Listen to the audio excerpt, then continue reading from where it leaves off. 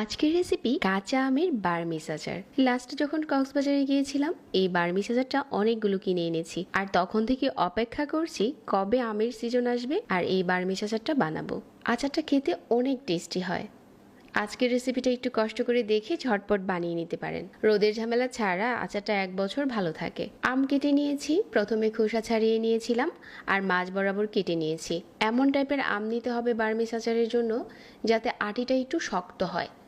তারপর হচ্ছে এরকম করে স্লাইস করে নিতে হবে। স্লাইসগুলো কিন্তু খুব বেশি পাতলা হবে না। স্কিনে যেরকম দেখতে পাচ্ছেন আমি যেভাবে করে কেটে নিচ্ছি এরকম করে স্লাইসগুলো করে নিতে হবে। আটি একটু শক্ত হলে এই আচারটা বানাতে বেশি সুবিধা হয়। তো এখন হচ্ছে আমের স্লাইসগুলো করে নেওয়া হয়ে গেছে।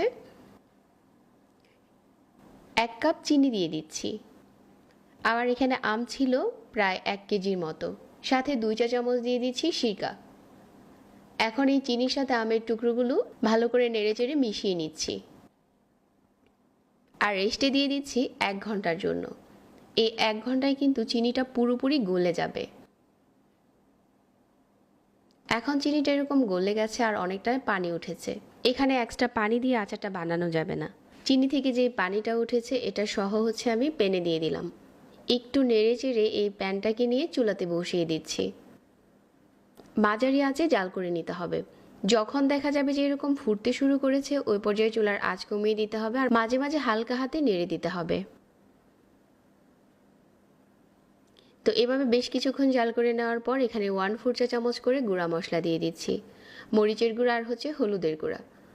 এটা খুব বেশি ঝালের কাজ করবে না, যাতে দারুণ একটা কালার আসে। মরিচ আর হলুদটা খুব ভালো করে মিশিয়ে নিচ্ছি। এখন দিয়ে দিচ্ছি 1/2 চা চামচ লবণ।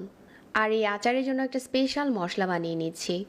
এই মশলাটার কারণে আমাদের বার্মিস আচারটা এত স্পেশাল হবে। এখানে দিয়ে দিচ্ছি 1 চা চামচ মৌরি, 1/2 চা চামচ কালো জিরা, 1 চা চামচ জিরা আর 1 চা চামচ আস্ত ধনিয়া, 2টা শুকনা মরিচ, 2 টুকরো দারচিনি আর 2 টুকরো এলাচ, অল্প একটু তেজপাতা। এগুলো হালকা ভেজে আধো ভাঙা করে গুঁড়ো করে নিচ্ছি। আর ততক্ষণে কিন্তু আমাদের আচারটা অনেকটাই দেখা যাচ্ছে যে এরকম স্বচ্ছ হতে শুরু করেছে। এটা কিন্তু খুব বেশি নাড়াচাড়া করা যাবে না আর আমের স্লাইসগুলো কিন্তু গলে যাবে না। যে মশলাটা ভেজে নিয়েছিলাম এটা আধা ভাঙা করে গুঁড়ো করে নিয়েছি, এখন আচারের উপরে দিয়ে দিলাম। দিয়ে আরও কিছুটা টানিয়ে নিচ্ছি। আপনি চাইলে আচারটা এরকমও রাখতে পারেন, তবে আরও ভালো করে টানিয়ে নিলে আচারটা আপনি রোদে বা ফ্রিজে রাখার ঝামেলা ছাড়াই অনেক দিন ভালো থাকবে। তো আস্তে আস্তে করে কিন্তু আচারের কালারটা চেঞ্জ হতে শুরু করেছে। তো এখন হচ্ছে অনেকটাই টেনে গেছে। এটা চুলা থেকে নামালে আরও কিছুটা ঘন হয়ে আসবে। আর এখন স্লাইসগুলো দেখেন একটার সাথে কিন্তু আরেকটা লেগে যাচ্ছে না, আর প্রতিটা স্লাইস এরকম আলাদা আছে। আমের বার্মিস আচার এভাবেই বানাতে হয়। চুলা থেকে নামানোর পর ঠান্ডা করে যে কোনো কাচের বয়মে ভরে রেখে দিলে 1 বছরের মতো ভালো থাকবে। আমি অল্প করে বানিয়েছি কারণ অনেকগুলো আচারের রেসিপি শেয়ার করবো আপনাদের সাথে। আপনারা কিন্তু এই আচারটা চাইলে আরও বেশি করে বানাতে পারেন। প্রতিটা স্লাইস কিন্তু এরকম আলাদা আলাদা থাকবে। আশা করছি আজকের এই বার্মিস আচারের রেসিপিটা সবার ভালো লেগেছে।